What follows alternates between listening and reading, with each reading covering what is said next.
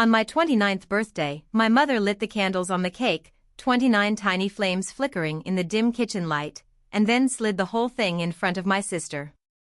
"Make a wish, sweetheart," she said. Everyone clapped. I just sat there, my hands frozen in my lap, staring at the pink frosting that said "Happy Birthday, Lily."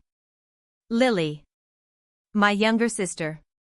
24. Golden child. Perfect skin, perfect smile, perfect life.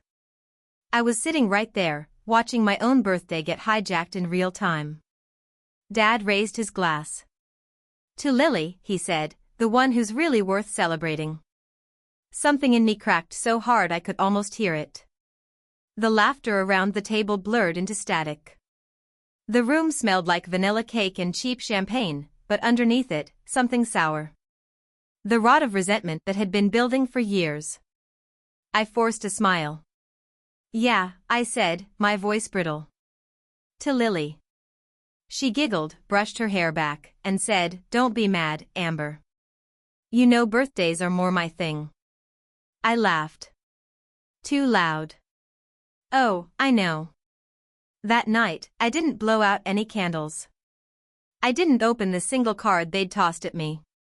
I just sat, numb, replaying every moment where they'd made it clear, Lily was the sun, and I was the shadow. When we were kids, she got dance recitals.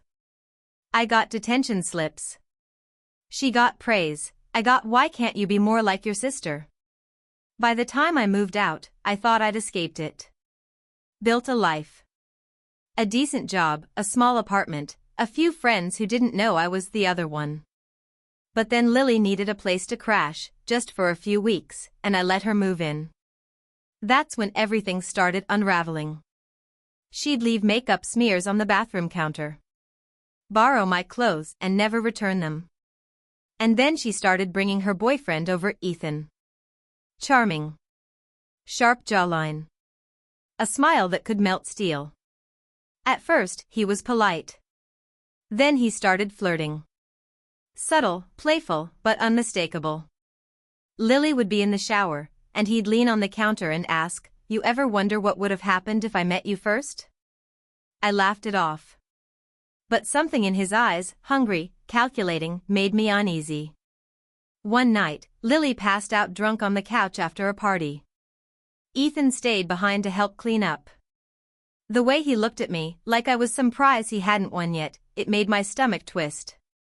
He leaned closer. I told him to leave. He smirked. "You're jealous. You've always been jealous of her." That line burned. Because maybe it was true, partly. But that didn't excuse what he tried next. I shoved him off. Hard. He stumbled back, called me crazy, and left. When I told Lily the next morning, she didn't believe me. "You're pathetic," she spat. "You've always wanted what I have. You can't stand seeing me happy." That's when I realized, she'd already chosen sides. His. I kicked them both out. 3 months later, I found out they were engaged. Mom called to gush about it. "He's just so good for her, Amber. You should see how happy they are. You'll find someone too, someday." That was the moment I decided I wasn't going to find someone. I was going to destroy the ones who had destroyed me. I didn't do anything rash. Not yet. I waited. Planned. Lily's wedding was set for the following summer, a lavish countryside ceremony at a vineyard. I RSVP'd yes. When I arrived, she hugged me like we'd never fought. The photographer snapped pictures, 2 smiling sisters, sunlight catching the tears in my eyes. No one knew those tears weren't joy. They were gasoline. During dinner, I slipped away to the bridal suite. Her phone was there, unlocked.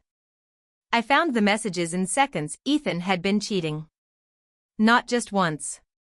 Not just with random women. With her bridesmaid, Jenna. The evidence was filthy, undeniable. Videos. Messages. Everything. I transferred it all to a drive, then walked back out, calm as stone. When it was time for speeches, Lily handed me the mic. Say something nice, sis. I smiled. Of course. I took a breath. The clink of glasses. The soft hum of string music. All eyes on me. Lily, I said, you've always been the family's favorite. The one worth celebrating. But today, I want to celebrate something else. The truth. A ripple went through the crowd. You see, the truth has been waiting a long time. Waiting while people looked the other way. Waiting while you smiled, while he lied, while I was made to feel small. I clicked the remote. The big screen behind me flickered to life. The video played. Ethan's voice. Jenna's laughter. The hotel room bed. Gasps. Screams.